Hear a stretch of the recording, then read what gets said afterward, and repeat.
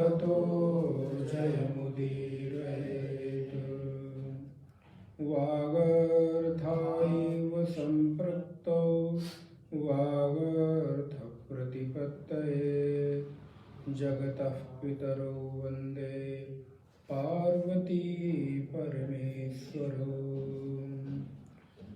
कृष्णाय वासुदेवाय हरये परमात्मने प्रणतक्लेशनाशाय गोविन्दाय नमो नमः।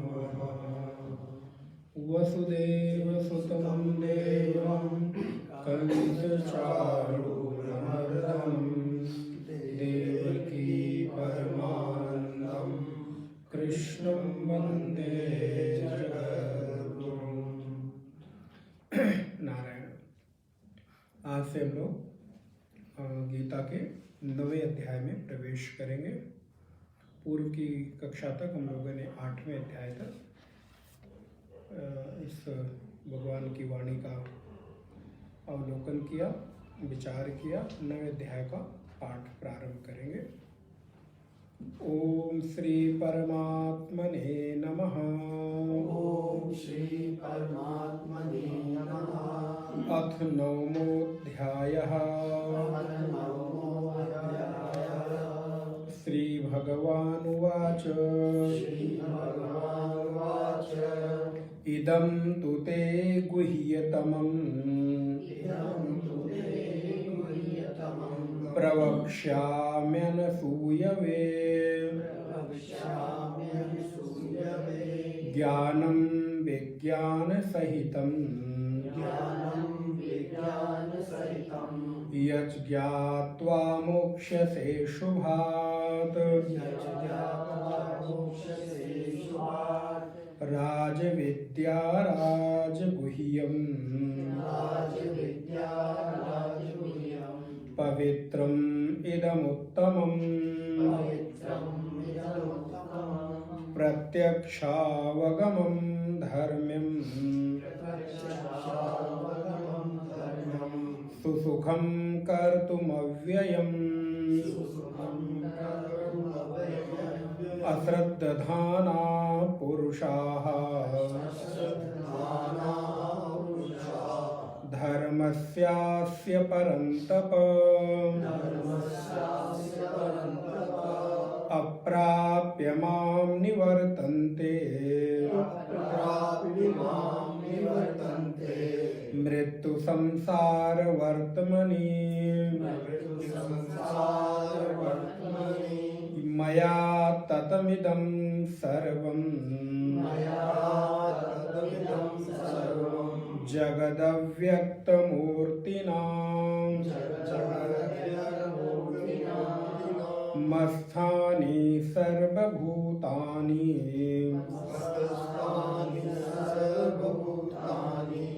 न चाहं तेष्वस्थितः न च मत्स्थानि भूतानि पश्य मे योगमैश्वरम् भूतभिन्न च भूतस्थो ममात्मा भूतभावनः ममात्मा भूतभावनः।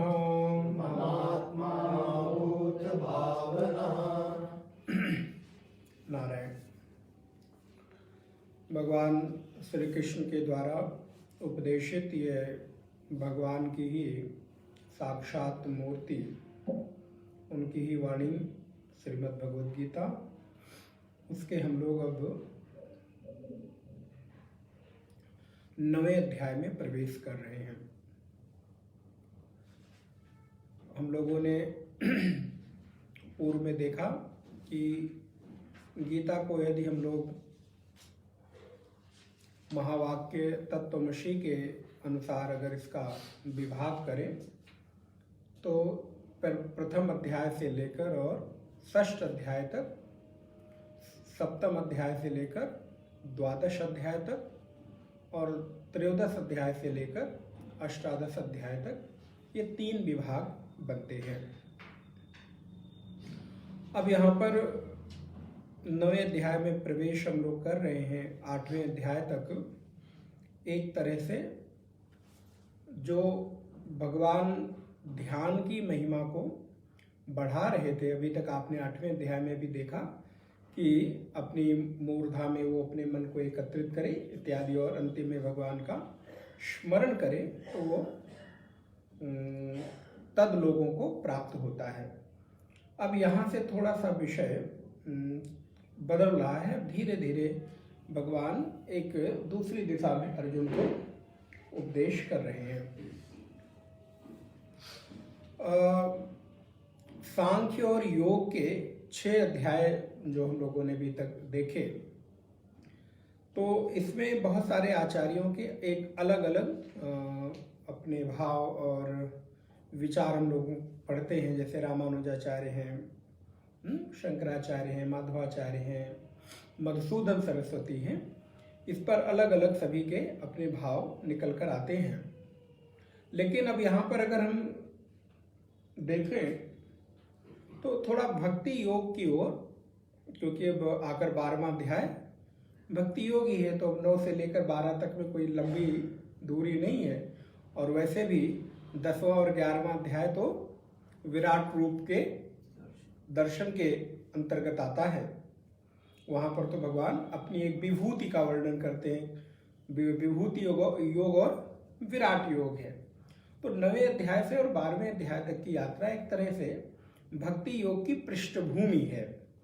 तो 9वें अध्याय में भगवान आप देखेंगे तो भक्ति को थोड़ा सा पुष्ट कर रहे हैं,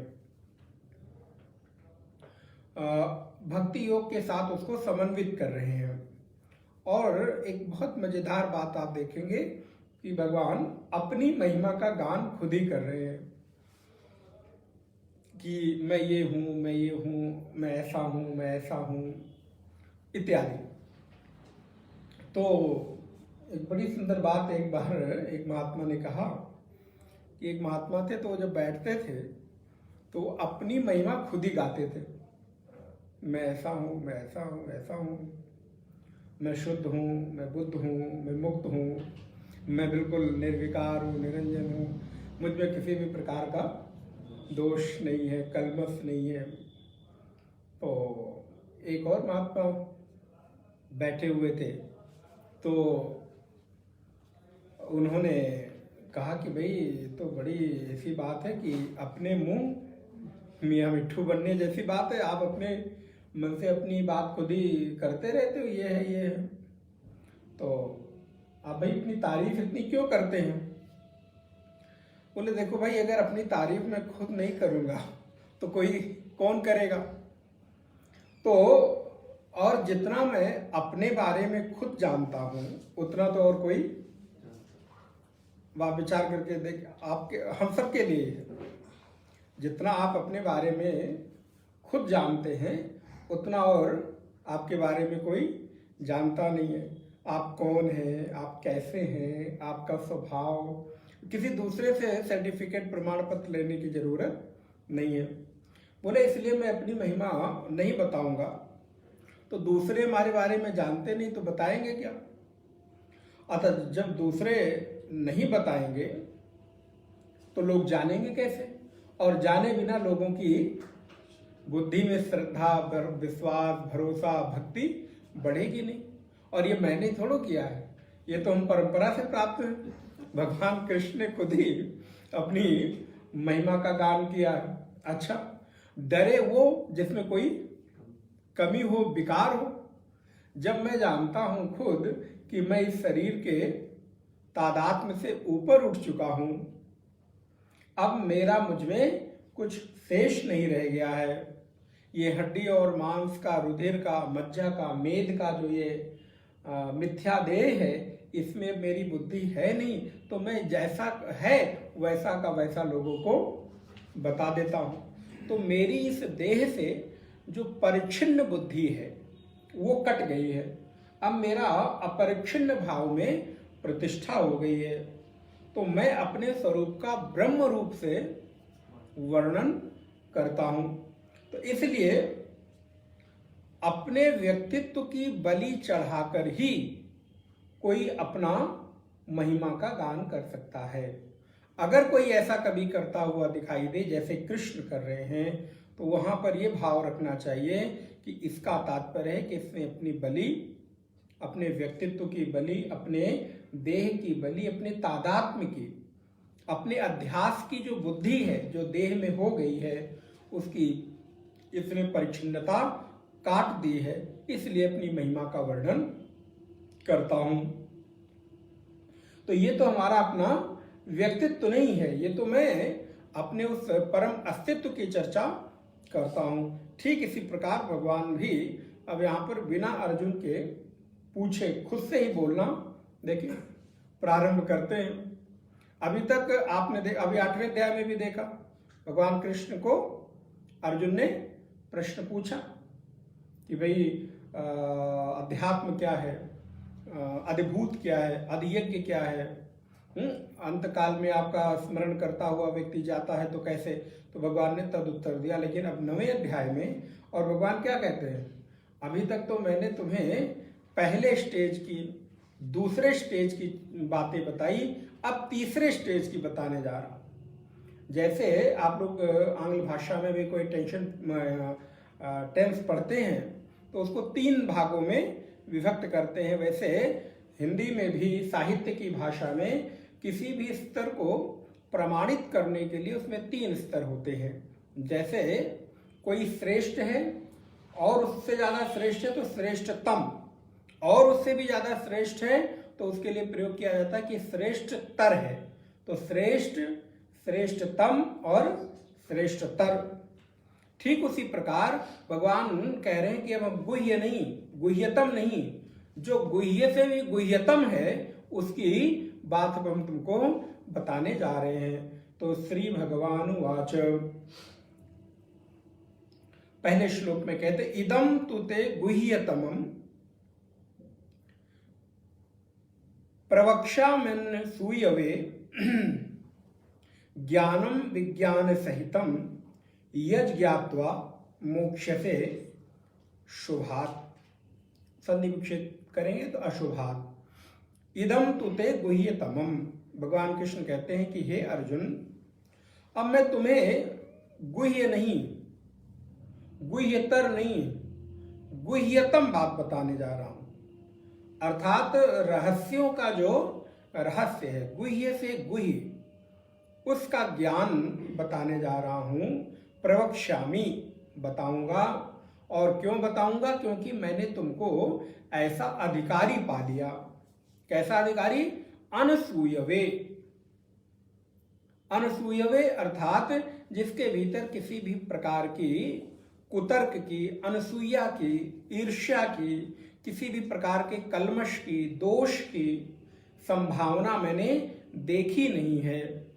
अब ऐसा गुह्यतर, गुह्यतम मैं तुमको बताने जा रहा हूं। एक स्तर, 2 स्तर नहीं, बल्कि तीसरे स्तर की बात बताने जा रहा हूं। और वो कैसी होगी, बोले ज्ञानम, ज्ञान तो होगा लेकिन विज्ञान सहितम, ज्ञान के साथ साथ विज्ञान के सहित जो बात होगी, यज् ज्ञात्वा, जिसको जानकर, यत् माने जो, ज्ञात्वा माने जानकर, मोक्ष से, मोक्ष से वो व्यक्ति अशुभात, तुरंत उस स्तर को, उस स्थिति को प्राप्त कर लेता है, उस अशुभ से वो सदा के लिए निकल जाता है। तो अब मानो संकेतों संकेतों में ही भगवान के सामने अर्जुन ने इशारा किया कि भाई अब ऐसा क्या हो गया जो कि अब अंदर की बात आप हमको बताने जा रहे हो। हमारे अंदर ऐसी कौन सी विशेषता आपने देख ली कि जो 8 अध्यायों तक जो चीज आपने नहीं बताई वो अब बताने जा रहे हो। ऐसी कौन सी विशेष चीज, गुण हमारे में आपने देख लिया। तो भगवान ने मानो संकेत में कहा अनसूयवे, अब तक मैंने जो बात बताई है उसमें मैंने देखा कि तुम में कोई दोष नहीं है। तुमने मेरे बताए हुए बातों में, मेरे गुण में आज तक कोई दोष नहीं निकाला। तात्पर्य, आपने कभी कोई कुतर्क नहीं किया, अथवा हम बोल रहे हों और बोलते बोलते आप बीच में मेरी बात काट कर और अपनी बात कहने लगो। आप देखिए कभी कभी बहुत सारे लोगों की ये आदत होती है। ये एक मैनर्स भी है और एक गुण भी है कि आप सामने वाला कोई कुछ बता भी रहा है, आपको पता भी है, तो भी धैर्य के साथ उसको सुनकर बात पूरी हो जाए तब आप अपनी बात को रखो। तो अर्जुन को भगवान कहते हैं कि अर्जुन, मैंने देखा अभी तक मैंने तुमको जो भी कोई बात बताई उस बात को तुमने बीच में काट छाट नहीं की, कोई उसमें गुण दोष नहीं निकाला और उसमें किसी भी प्रकार की कमी नहीं निकाली। और अगर ऐसा कोई व्यक्ति करने लगता है तो बताने वाला व्यक्ति कहता है, जब भाई तुम सब जानते ही हो, सर्वज्ञ हो, तो तुम्हारे साथ माथापच्ची क्यों करना? भाई तुम जानते हो तो जानते ही रहो। लेकिन अभी तक मैंने देखा अर्जुन, तुम में ये गुण मुझे दिखाई दिया, इसलिए अब मैं तुमको एक विशेष बात बताने जा रहा हूं। और वो विशेष बात क्या है? तो बोले वो विशेष बात है कि तुम्हारे भीतर ज्ञान के सहित विज्ञान की जो बातें हैं वो तुमको मैं बताऊंगा। देखिए, ये जो यहाँ पर भगवान ने एक संकेत किया अर्जुन को, इस गुण के बारे में हमको थोड़ा चिंतन करना चाहिए। अनसूयो अर्थात हमारे भीतर ऐसा स्वभाव न हो कि गुण में भी दोष देखने की आदत। कई बार बहुत सारे लोगों में ये स्वभाव होता है कि वो कितनी भी अच्छी बात क्यों ना हो, कितना भी सुंदर व्यवस्था, कितनी भी सुंदर चीजें क्यों ना हो, लेकिन उसमें कोई ना कोई दोष। तो ये स्वभाव बुद्धि की व्यक्ति के कुटिलता का द्योतक होती है, इस बात की को सूचित करती है बीच में कि भाई सब तो ठीक था, लेकिन इसको ऐसे कर लेते ना और सब तो था। अब एक बड़ी बहुत सामान्य सी बात है, एक बार किसी व्यक्ति ने एक हमें उदाहरण बताया, आज याद आ गया। किसी व्यक्ति का तात्पर्य एक उनके रिश्तेदार ने उनको भोजन पर आमंत्रित किया और महाराज, और वो थे कौन? बोले अपनी बेटी का जहाँ पर उन्होंने विवाह किया था, अर्थात समधी को उन्होंने बुलाया, दामाद समधी को किसी त्योहार के आसपास, होली दिवाली जो भी रही हो, तो उन्होंने विभिन्न प्रकार के भोजन व्यंजन बनाए, जिसमें 2-3 प्रकार की सब्जियां और जो भी आप समझ सकते हैं। तो जब थाली प्लेट उनके सामने लग गई, भोजन आ गया, पूरी आ गई, चावल आ गया, सब्जियां आ गई, सलाद आ गया, मीठा सब कुछ आ गया, पूरी खा के जब चावल खाने का नंबर आया तो उन्होंने छोले बना रखे थे और कुछ रस की मटर पनीर या जो भी आलू की गीली सब्जी बना रखी होगी। ऐसे में उन्होंने दाल नहीं बनाई राम। तो जब दाल सामने नहीं आई तो चावल लिए बैठे अपना इंतजार कर रहे हैं कि शायद दाल आए। तो उन्होंने जो परोस रही होंगी देवी जी भोजन, पाइए भोजन करिए, बोले अपनी भाषा में वही दलिया ना बनाए हूँ मतलब और मैंने अवधि में बताया इसको, तुमने दाल नहीं बनाया। तो बोले नहीं अब चूंकि मेहमान रिश्तेदार तो छेप गए वो लोग कि अरे दाल गलती होगी, दाल नहीं बाबूजी दाल तो नहीं बनाए, हमने सोचा है छोला है और रस की सब्जी है तो इससे हो जाएगा, इसलिए दाल नहीं। बोले नहीं, दाल बना लिए होते। अब वो भाषा में बोला जाए जो उन्होंने हमें बताया था तो बड़ा अच्छा रहे, दलिया बनाए होते तो बहुत नीक लागत।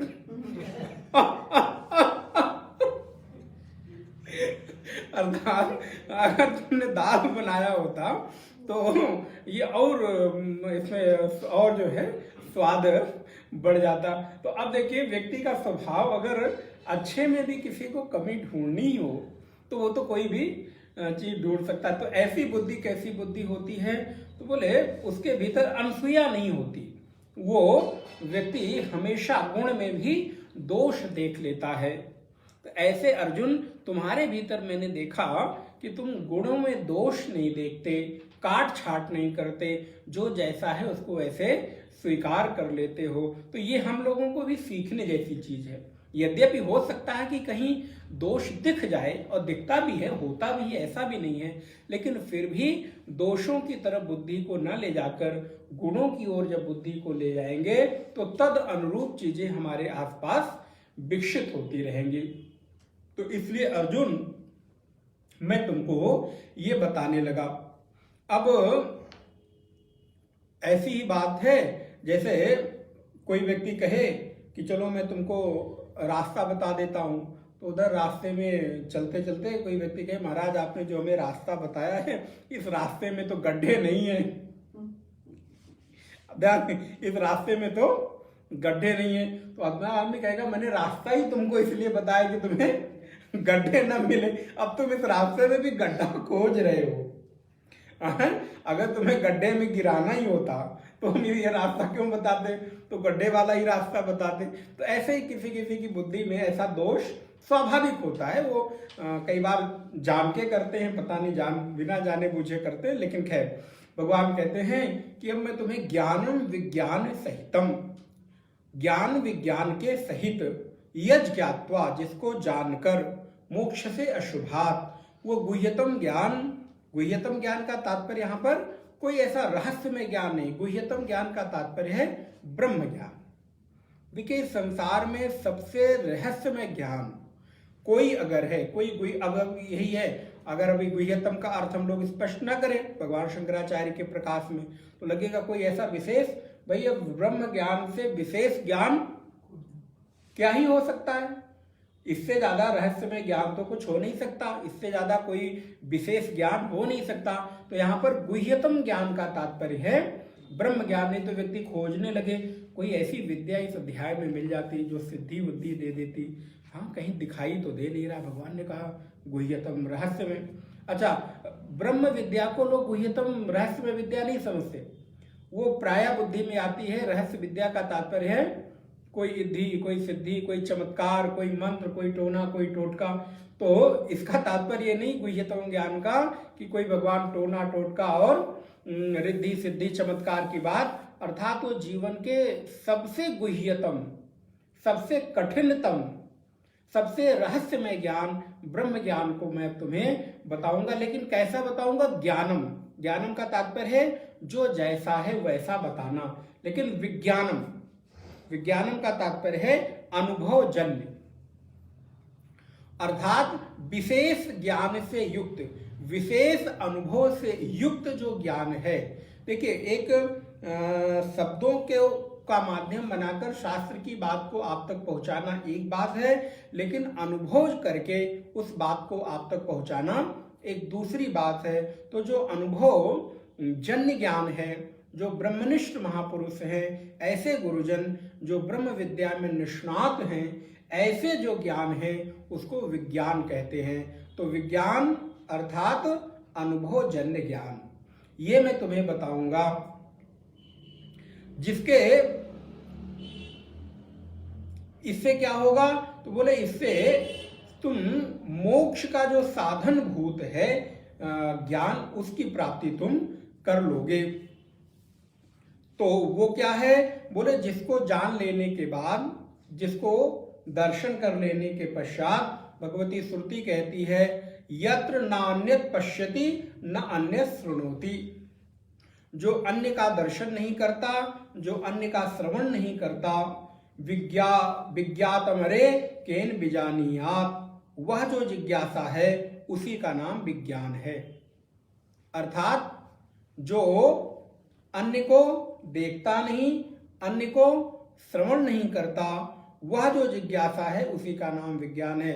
अर्थात ब्रह्म के अतिरिक्त जो किसी अन्य में अपनी बुद्धि को नहीं ले जाता, ब्रह्म के अतिरिक्त कुछ देखता नहीं, ब्रह्म के अतिरिक्त कुछ सुनता नहीं, तो बोले क्या करें महाराज, फिर ब्रह्मज्ञानी हो जाएंगे तो और कुछ सुनाई नहीं देगा? बोले नहीं, सुनाई सब देगा, लेकिन उस सुनने में हमारी कोई रुचि नहीं होगी, हमारी कोई आसक्ति नहीं होगी। हम अपने अनुसार ही जो हमारा चिंतन है उसी में महत्व बुद्धि देंगे। देखिए बहुत सारे शब्द हमारे आसपास से कई बार निकल जाते हैं, तो जो जिस शब्द को सुनने में आपकी महत्व बुद्धि नहीं होती वो आप सुनते नहीं। अभी यहीं बैठे बैठे हो सकता है कि मैं कुछ वाक्य बोल जाऊं और आपका अगर सुनने में महत्व बुद्धि ना हो तो मैं पूछूं समझे? क्या समझे महाराज? मैंने कहा अभी तो बोले नहीं, क्षमा चाहेंगे, कहीं और मन चला गया। तो शब्द तो सामने से निकला लेकिन हम सुने नहीं। तो यहाँ पर अन्य को नहीं सुनता है का तात्पर्य है कि उसको अन्य की चीजों के सुनने में कोई महत्व बुद्धि नहीं रह गई है। और ऐसा ज्ञान जिसको जानने के बाद अन्य किसी के जानने की इच्छा भी नहीं रह जाती है, जो समस्त यज्ञों के फल को देने वाला है, समस्त साधनों के फल का को देने वाला है।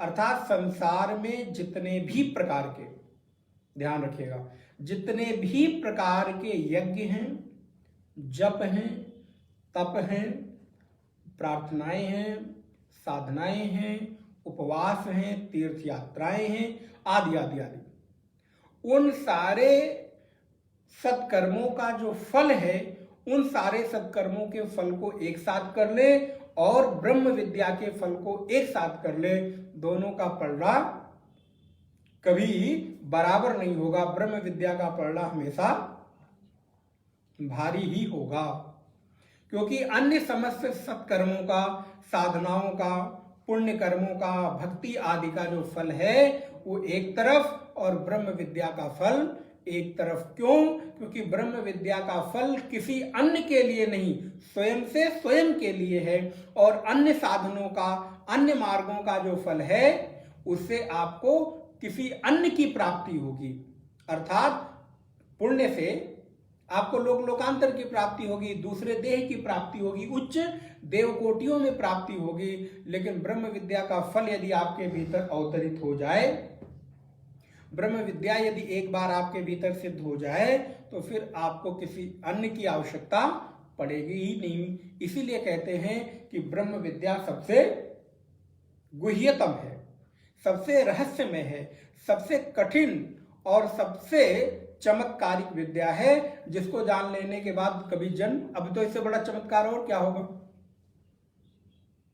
जिसका जन्म और मृत्यु का जो फेर है, चक्र है, वो सदा के लिए छूट जाए और देखने में कितना सहज लगता है। अरे बस यही है। बोले हाँ बड़ा सहज है, बड़ा सरल है, लेकिन फलीभूत करना, बोले जितना सत्कर्म, जितना यज्ञ, तप, व्रत, उपवास, तीर्थ व्रत करने से, अभिषेक करने से, तो कई बार लगता है कि वो कठिन है, ये सरल है। बोले हाँ लगता तो है, लेकिन उसकी सिद्धि जल्दी आपको मिलती हुई दिखाई देगी, किंतु उसकी सिद्धि में थोड़ा श्रम लगता है, थोड़ा समय साध्य है। किंतु एक बार अगर ये सिद्ध हो जाए तो जीवन के समस्त फल एक साथ आपको मिल जाएंगे। जितने भी आपने यज्ञों के नाम सुने होंगे, वाजपेयी यज्ञ है, अश्वमेध यज्ञ है, इत्यादि। अच्छा, उसमें हमारा कोई ये नहीं कि वो नहीं करना चाहिए, उसको थोड़ा अगर ये बात कही जाती है एक बात को पुष्ट करने के लिए, तो इसका अर्थ नहीं होता कि दूसरे के हम निंदा कर रहे हैं, बल्कि इसकी महत्ता बता रहे हैं, उसकी निंदा नहीं कर रहे हैं। लेकिन कई बार जो साधक होते हैं उनको लगता है हाँ अब तो इसकी क्या जरूरत है, भोग लगाने की क्या जरूरत है, अब आरती उतारने की क्या जरूरत है, अब माला भी फेरने की क्या जरूरत है। तो बोले नहीं नहीं, इसको गलत तरीके से, इसी को आसुर वेदांत कहते हैं। इसी को राक्षसी वेदांत कहते हैं। आप देखिए जितने भी राक्षस हैं, रावण आदि से लेकर, सबने वेदांत का उपदेश किया है। और आप देखेंगे तो बड़े बड़े उपदेश हैं, लेकिन उनके वेदांत का तात्पर्य क्या है? कथनी और करनी में फर्क है। यहां पर जो कहा जा रहा है वो वे ब्रह्म विद्या की महत्ता को प्रतिष्ठित करने के लिए, ना कि अन्य साधनों को निंदा करने के लिए अलग। तो कहते हैं यह ज्ञान ऐसा है जिसको अशुभात संसारात, श्लोक है ना उसमें कि यज ज्ञात्वा मोक्ष से अशुभात, अशुभात से अर्थात संसारात। अशुभ का तात्पर्य यहां पर क्या हुआ? संसारात। अशुभ माने संसार, उसका जो कारण है, संसार का कारण अज्ञान। तो ज्ञान से जो अशुभ रूप संसार है, अज्ञान, उसकी निवृत्ति हो जाती है और मोक्ष की प्राप्ति उसको हो जाती है। यज ज्ञात्वा मोक्ष से शुभात, मोक्ष से अशुभात। मोक्ष से अशुभ संसार, और अशुभ संसार का तात्पर्य है अज्ञान रूप संस्कार। तो उस अज्ञान का सदा सदा के लिए तिरोभाव हो जाता है, समाप्त हो जाता है, जिसके जानने मात्र से। अर्थात यहां पर कुछ और करना नहीं है, केवल जान लेने मात्र से। यही वेदांत की अद्भुत विद्या है। यहां कुछ करने जैसा नहीं है, करके कुछ नहीं मिलना है। बोले केवल मैंने जान लिया कि अभी संसार में मेरा कोई संबंध रहा नहीं। बोले फिर क्या करें? बोले करना सब आपको यथावत है। वेदांत आपके व्यवहार में कभी कोई त्रुटि पैदा नहीं करता, आपके संबंधों में कोई विक्षेप नहीं पैदा करता, बल्कि और मधुरता ही पैदा करता है। लेकिन बस भीतर भीतर ये जानते रहे कि इनसे मेरा कोई संबंध। यज ज्ञात्वा, फिर जान लेने से क्या होगा? बोले जान लेने से मोक्ष हो गया। क्योंकि जब आपने जान लिया कि आपका मेरे साथ कोई संबंध है नहीं, निर्वाहन मात्र हो रहा है, तो बस हम आपसे मुक्त हैं। बंधा तो तभी है व्यक्ति जब अपने को उससे जोड़े, उससे अपने को बंधा हुआ अनुभव करे। मैंने मान लिया कि मैं आपसे जुड़ा तो हूं नहीं, बंधा तो हूं नहीं, भले ऊपर से बंधी हुई दिखाई देती हो। ये वैसा ही है। बहुत सुंदर क्लासिकल बिल्कुल एग्जाम्पल है। जैसे अगर जो रस्सी है वो जब जल जाती है तो भी उसकी ऐंठन खत्म होती है क्या? कोई रस्सी आपने कभी देखा हो? वहां पर कुछ मिलता नहीं, ठोस नहीं मिलता, फिर राख मिलती है। लेकिन दूर से देखो तो वो पूरी की पूरी रस्सी लगेगी। या दूसरा ले लें, अगर डरे, गांव में खेतों में कभी देखा हो केचुल, केचुल जानते हैं ना, जो सर्प अपने त्वचा को उससे निकाल देता है। तो अपनी त्वचा को जब वो निकाल देता है तो उससे निकल के वो बाहर चला गया। लेकिन कभी कभी हम लोग खेत में जाते थे या जंगल में आम वाम के, तो देखे तो पहली नजर में आप डर जाते हो। लेकिन बाद में जब पता चले अरे तो केचुल है, तो उसको उठा के उसके साथ खेलते हैं, फिर कोई डर नहीं लगता। तो वैसे ही जैसे सर्प अपने उस त्वचा को छोड़कर केचुल छोड़ देता है, लेकिन उसके साथ उसकी कोई आसक्ति नहीं रहती, वो निकल जाता है। बोले वैसे ही देह में भी रहते हुए अपने केचुल को छोड़ दो, निकल जाओ, कोई आसक्ति मत रखो। संबंधों में रहते हुए भी संबंधों के गहराई से निकलकर बस आप जानते रहो, बताने की जरूरत नहीं है। आप जानते रहो कि मैं निकला हुआ हूं, लेकिन बताओ नहीं, क्योंकि ये संसार बताने से बिगड़ जाएगा। उसको तो भले अंदर से प्रेम ना हो, ऊपर से आप कहते रहो कहते रहो। एक बार नहीं, दिन में 10 बार मैसेज हो और 10 बार फोन हो तो आप उसको बोलते रहो, हाँ हाँ मैं तुमसे बहुत बहुत, आप शब्द जानते ही है मैं क्या बोलूं। हर फोन रखने के बाद वो आदमी सेंटेंस दोहरा देता है, उसमें कोई फीलिंग नहीं होती, कोई फीलिंग, मतलब वो रटा रटाया वाक्य है तो, लेकिन कोई फीलिंग के साथ नहीं होती। फोन रखा, हाँ, तो वैसे ही आप उसका निर्वहन करते रहे, लेकिन भीतर भीतर उस केचुल की तरह या सर्प रस्सी की तरह अपनी आसक्ति को, अपनी बंधनों को जला दें। देखने में बंधा हुआ लगे, लेकिन असल में वो बंधा हुआ ना हो। जब जाना हो तो छोड़ के चल दो, फिर कोई आपको फर्क। अभी अभी 8वें अध्याय में आपने पढ़ा, वो श्लोक याद कर लीजिए, मुझे तो बार बार याद आता है। प्रयाण काले मनसा चलेन। प्रयाण के समय में जब मन चल पड़ेगा इस शरीर को छोड़कर, तो अद्भुत क्या है पूरा श्लोक, प्रयाण काले मनसा चलेन भक्त्या युक्तो योग बलेन चैव भ्रुवोर मध्ये प्राणमावेश सम्यक मुपैति दिव्यम। तो प्रयाण काले मनसा चलेन, प्रयाण के समय जब ये मन महाराज चलने लगे तो भक्त्या युक्तो, बस भक्ति में युक्त रहे, भ्रुवोर मध्य प्राणमावेश सम्यक, सम्यक प्रकार से प्राण वहां पर अपना आवेशित रहे, मन और चित्त बाकी संसार से उस केचुल की भांति निकल जाए। तो इस संसार से मन छूट जाता है, कैसे बोले, ज्ञान से। और आप लोग देखिए, जब आप वेदांत नहीं पढ़ते थे, गीता नहीं पढ़ते थे, तब अपनी आसक्ति को देखिए, और पढ़ने के बाद अभी अभी एक कोई हमारे जानने वाले हैं, तो उनके अपने किसी की मृत्यु हुई निकटस, तो उस समय दुख तो होता ही है। लेकिन फिर थोड़े दिन बाद फोन आया, बोले स्वामी जी थोड़ी देर के लिए तो दुख उस समय होता ही है, स्वाभाविक। मैंने कहा होना भी चाहिए, लेकिन बोले फिर आलंबन भी वही गीता ही देती है, संभालती भी व्यक्ति को ये ज्ञान ही है। अगर ज्ञान का आलंबन ना हो तो संसार में आप देखिए वो लोग बहुत पागलों जैसी स्थिति हो जाती है, जिनके जीवन में ऐसी कोई विषम घटना घटती है। लेकिन जिनके पास आध्यात्मिक बैकग्राउंड है, जिनके पास गीता आदि का कोई स्वाध्याय ज्ञान है, वो थोड़ा अपने आप को संभालने में सक्षम हो पाते हैं। तो इसी प्रकार ये संसार अशुभ है। देखिए भगवान क्या कह रहे हैं, अशुभात, ये संसार ही अशुभ है। इस संसार में जन्म लेना ही अपने आप में एक अशुभता, लेकिन ये संसार ही इस जीवन से निकलने की एक साधन मार्ग है, और इसका तात्पर्य है अज्ञानता। अब कहते हैं कि राज विद्या राजगुह्य, क्या बात है, ये सबके लिए नहीं है महाराज। सड़क चलते अब मतलब बड़ी विनम्रता के साथ इस बात को कहा जाता है, हम लोग भी कहते ही हैं, ब्रह्म विद्या, ज्ञान का मार्ग, वेदांत का मार्ग, ये राह चलते लोगों के लिए तो बिल्कुल नहीं है। ये विचार विनिमय करने की सामर्थ्य सब में नहीं है। अब बताइए, इतना सब कुछ होके और आप कहें सब मिथ्या है। जिसको अभी मिला नहीं वो उसकी महिमा को क्या जानेगा, उसके लिए तो वो वैसा का वैसा है। मिथ्या तो उसके लिए हो सकता है जिसको मिला हुआ हो ना।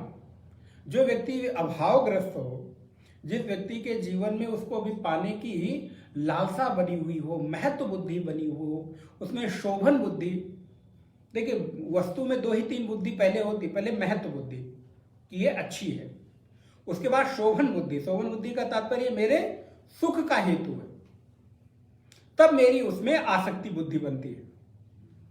आप विचार करके, ये 3 चरण हैं। पहले ये चीज अच्छी है, मेरे लिए अच्छी है, मेरे सुख का हेतु है, और फिर अब वो मेरे लिए है, तब आसक्ति हो जाती है। तो महत्व बुद्धि, शोभन बुद्धि, शोभन बुद्धि, महत्व बुद्धि और फिर आसक्ति बुद्धि। इस प्रकार 3 चरणों में वो चीजों से फिर हम बिल्कुल बंध जाते हैं। तो यहां पर कहते हैं कि राज विद्या है महाराज। बोले राज विद्या है? बोले हाँ राज विद्या है। कैसे? बोले ये सभी विद्याओं में राजा है, और राजा कौन होता है? जो श्रेष्ठ होता है। अच्छा, तो जो राज विद्या है, राजाओं के लिए विद्याओं में राजा है, तो क्या वो सबके लिए हो जाएगी? भाई जो श्रेष्ठतम वस्तु आज भी इस विश्व में आपको दिखाई देती है, वो कितने लोगों के लिए? जस्ट एक उदाहरण से आप खुद अनुमान करिए, आज के समय में जो सर्वोच्चतम चीज है वो किन के लिए है? किन लोगों के लिए? कुछ चंद लोगों के लिए ही तो उपलब्ध होती है। जन सामान्य के लिए तो, अब जैसे हम लोग के सुनते ही रहे, बचपन में भी बताते रहे लोग कि जो सबसे ऐसी दूसरे तीसरे नंबर की चीज होती है वो हम लोगों के लिए उपलब्ध होती है, 1 नंबर की सारी चीजें तो बाहर के लिए चली जाती है। या फिर आप उतना आपकी कैपेसिटी हो, आप उतना पे कर सकते हो। तो उसके साथ इसका कोई कंपेयर नहीं, बस जस्ट एक समझने के लिए। तो उसी प्रकार जो समस्त विद्याओं में श्रेष्ठ विद्या है, क्या उसको सब लोग धारण कर सकते हैं? फिर उसको धारण करने के लिए भी सामर्थ्य चाहिए, श्रेष्ठता चाहिए। जैसे उस उच्चतम वस्तु को प्राप्त करने के लिए वहां पर धन की जरूरत है, और सामान्य धन की नहीं। इसी एक ही ट्रेन में सब लोग जाते हैं, तो कोई स्लीपर में भी जाता है और कोई फर्स्ट। तो क्या सारे लोग फर्स्ट एसी में जा सकते हैं? नहीं जा सकते। जिनके पास वो सामर्थ्य है धन की, वही लोग जा सकते हैं।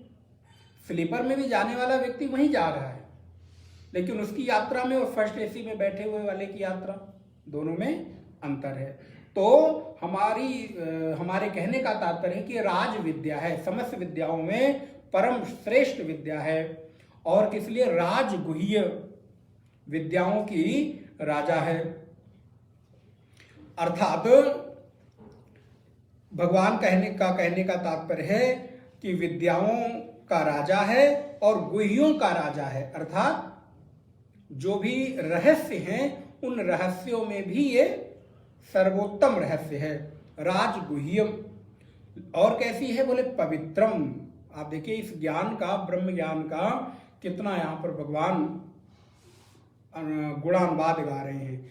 पवित्रम इदम उत्तमम, ये पवित्र भी है और उत्तम भी है। विद्याओं का राजा है, गुह्यों का राजा है, पवित्र है और उत्तम है।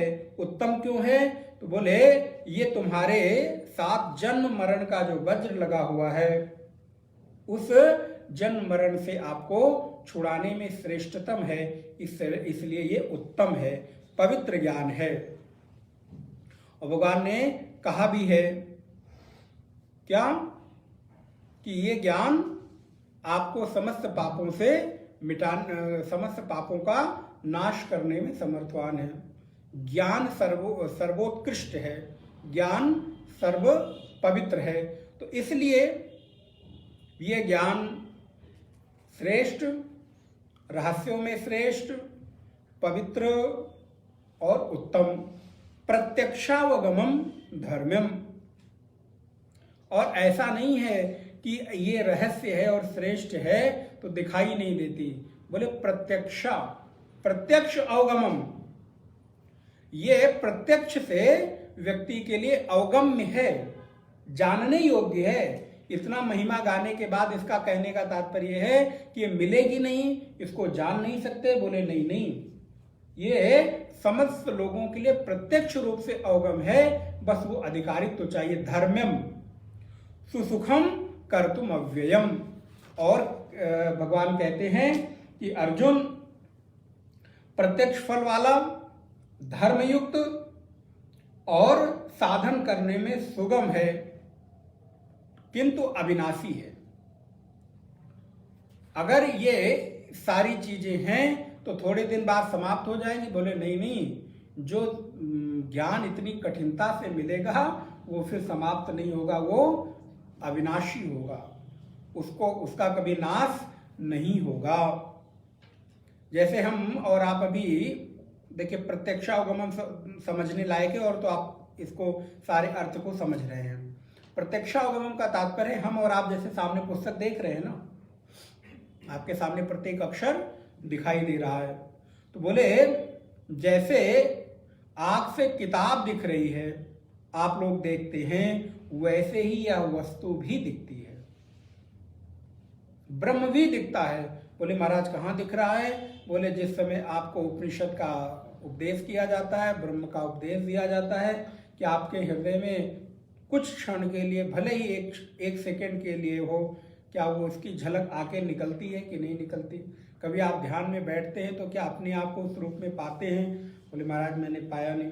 कभी साधना में बैठे? बोले नहीं। भले तो फिर संभव नहीं है। साधना में अगर आप गंभीरता से उतरते हैं तो अवश्य ही जो यहाँ पर बताया जा रहा है उसका भले दीर्घकालिक आप अनुभव ना कर सके, लेकिन थोड़े समय के लिए तो आप और अनुभव करते ही हैं। इसके लिए उदाहरण आप नारद जी का अनुभव कर सकते हैं, पढ़ सकते हैं। नारद जी बैठे, उनकी माँ का देहावसान हो गया है वृक्ष के नीचे। एक झलक भगवान ने दिखाई और कथा याद आ गई होगी, अंतर ध्यान हो गए।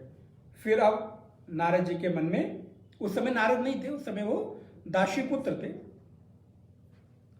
अब नारद जी के हृदय में व्याकुलता उठी, नारद जी तड़पने लगे। और फिर उस जो एक क्षण के लिए दिखाई दिया, इतना सुखमय था, आनंद में था, तो जो अगर वो सदा सदा के लिए मिल गया तो फिर उसको प्राप्त करने के लिए, जानने के लिए उन्होंने घोर तप प्रारंभ किया। और परिणाम हुआ कि वो दासी पुत्र से देवर्षि के रूप में, ब्रह्मा के मानस पुत्र के रूप में उन्होंने अपनी यात्रा पूर्ण की। तो बोले कि प्रत्यक्षावगमम, बोले बिल्कुल जैसे आंख से किताबें दिख रही हैं वैसे ही वो तत्व भी दिखता है। दिखने का तात्पर्य है अनुभवगम्य है। यहाँ किताब की तरह, वो वस्तु की तरह नहीं दिखेगा, पदार्थ की तरह नहीं दिखेगा, बल्कि हृदय में अवगम होगा, उसका अनुभूति होगी। धर्मम, और सर्वात्म भाव के बोध से वो धर्म छूटता नहीं है। बोले धर्मम का तात्पर्य क्या है, तात्पर्य क्या है? तो बोले जब वो उसका अनुभव हो जाएगा तो आपका सर्वात्म भाव हो जाएगा। तो सर्वात्म भाव होने के कारण वो सर्वात्म भाव का बोध ही धर्म है। सबसे बड़ा धर्म क्या है? बोले आपके जीवन में सर्वात्म भाव का बोध हो जाना ही परम धर्म है। सर्वात्म भाव का बोध जो आप मानस में भी पढ़ते हैं, सिया राम में, ये सर्वात्म भाव। तो संसार में सर्वात्म भाव का बोध ही परम धर्म है। और अगर सर्वात्म भाव हो गया तो क्या धर्म कभी छूटेगा? बोले फिर तो कभी नहीं छूटेगा, वो सदा सदा के लिए मेरा हो गया। इसलिए प्रत्यक्षावगमम धर्मम सुसुखम, और मारा जो सुसुखम परम सुख को अनुभव कराने वाला है। कर तुम सुसुखम, वो बड़ा सुखप्रद है, आनंदप्रद है। सुसुखम सुखप्रद, आनंदप्रद है। और इसका भगवान शंकराचार्य भाव करते हैं कि सुसुखम का तात्पर्य है आसान है, बहुत कठिन नहीं है। देखिए, ये कह देने का तात्पर्य नहीं कि कई बार होता ना कि अगर किसी को कोई बहुत कठिन साधना बताओ तो महाराज ये कठिन है, नहीं होगा। सरल बता दो, महाराज ये तो सरल, इससे क्या होगा?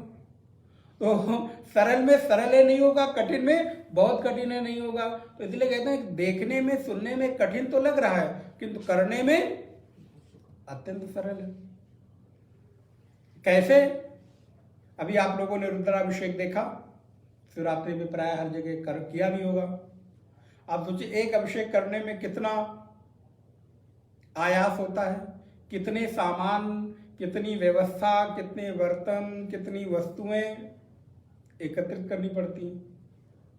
और ये बैठकर ब्रह्म चर्चा करने में, बोले महाराज कुछ नहीं, एक बस सामने बैठने के लिए आसन चाहिए। आसन ना भी होगा तो अपने घर से ले आके बैठ जाएंगे, एक कंबल, एक आसनी बिछाकर। इसमें बाहर से आपको कोई तैयारी, बाहर का कोई आयास नहीं। लेकिन हाँ, जितना वो बाहर का आयास वहां कठिन दिखाई दे रहा है, उतना यहां भीतर का आयास कठिन है। क्योंकि भी वहां बैठकर 3 घंटे आप नमः नमः नमः करेंगे, मन की कोई जरूरत नहीं है। मन हो तो ना हो तो भी वो कर्म हो रहा है, पुण्य मिल रहा है। किंतु यहां पर बैठे अगर ये यहां पर नहीं है तो कुछ भी मिलने वाला। फिर आप बाहर से भी गए, वहां तो कम से कम मन ना होकर बाहर का धर्म तो अर्जित हो ही रहा है ना। सत्कर्म में 3 घंटे आपका समय तो जा रहा है ना। लेकिन अगर यहां पे महाराज भीतर से चूके तो फिर बोले दोनों तरफ से। इसलिए भगवान कहते हैं सुसुखम, डरो मत, डरो मत, ये बहुत आसान है करने में। बस थोड़ी सी एकाग्रता की और थोड़े से त्याग की आवश्यकता है। सुसुखम सुखप्रद है, आसान है। इसलिए ब्रह्म विद्या बिल्कुल कठिन नहीं है। मैंने आपको कभी शायद कभी बताया ही होगा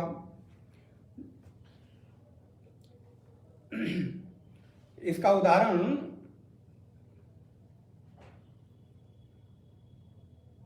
आता है कि जैसे कोई अच्छा घुड़सवार हो तो जो घोड़े का रकाब होता है, वो जो पैर रखने वाला, जितनी जल्दी से वो पैर रखकर और छलांग लगा के घोड़े पे बैठ जाता है, बोले बस राजा खटवांग का उदाहरण है, एक क्षण में इसकी प्राप्ति हो जाती है। बोले जैसे कोई हाथी जैसा बलवान व्यक्ति हो और एक फूल हो और उसको मसलने में कितनी देर लगेगी? बोले बस उतनी ही देर ब्रह्म ज्ञान के लिए है। लेकिन होगा कैसे? बोले बस एक ही चीज की है कि आपकी भीतर की तैयारी हो। एक बार पूज्य अखंडानंद जी महाराज जी ने बड़ा सुंदर उदाहरण बताया। बोले मैं कथा करने कहीं गया तो भागवत जी में तो बहुत सारे विविध प्रकार के आयोजन और दान आदि की महिमा है, और किसी भी यज्ञ के बाद दक्षिणा की तो विधान है ही है। तो बोले जो यजमान थे वो दक्षिणा में सोने के एक सिंहासन में शालिग्राम को रखकर मेरे पास आए।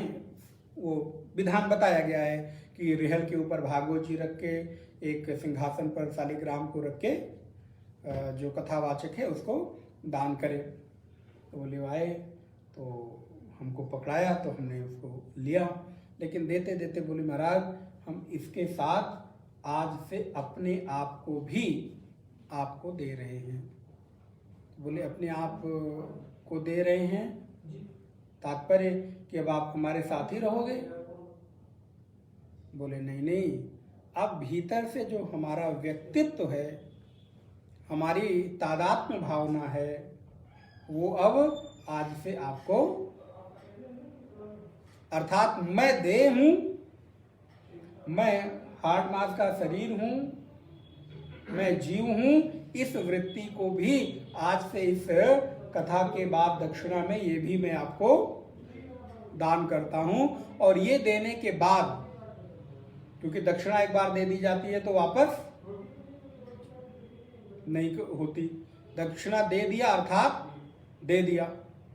ठीक उसी प्रकार एक बार मैंने अपने आप को दे दिया, अपने व्यक्तित्व को, अपने उस तादात्म्य भाव को।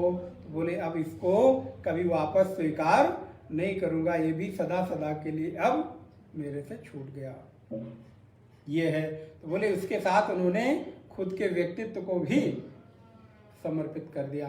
तो इसलिए बहुत आसान है, मैंने इसलिए कहा एक क्षण लगता है, और मैं नहीं कह रहा हूं, शास्त्र कह रहे हैं, एक क्षण की बात है, लेकिन बस उतनी तैयारी होनी चाहिए।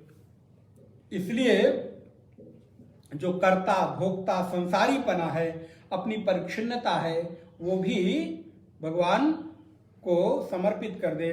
तो इस प्रकार यहाँ पर इस द्वितीय श्लोक में ब्रह्म विद्या की, इस रहस्यमय विद्या की यहाँ पर जो महत्ता है, पवित्रता है, उसको भगवान कहते हैं कि राज विद्या राजगुह्यम पवित्रम इदमुत्तमम प्रत्यक्षावगमम धर्म्यम सुसुखम कर्तुम अव्ययम। और ये प्राप्त हो जाने के बाद, अब एक बार होने के बाद फिर कभी समाप्त नहीं होती, फिर ये अव्यय है। दो बार भगवान का नाम स्मरण। गोविंद मेरो है, गोपाल मेरो है, गोविंद मेरो है, गोपाल मेरो है, श्री बाके बिहारी नंद लाल मेरो है, श्री बाके बिहारी नंद लाल मेरो है, गोविंद मेरो है, गोपाल मेरो है, गोविंद मेरो है, गोपाल मेरो है, श्री बाके बिहारी नंद लाल मेरो है, श्री बाके बिहारी नंद लाल मेरो है, श्री बाके बिहारी गोपाल मेरो है श्री बांके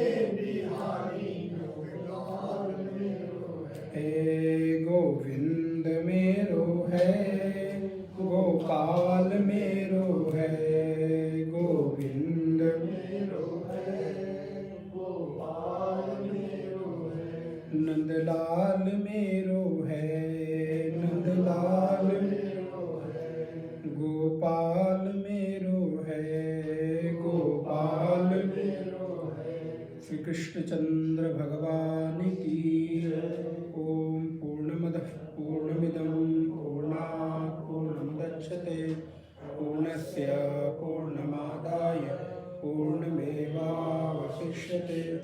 ओम शांति शांति शांति हरि ओम श्री गुरुभ्यो नमः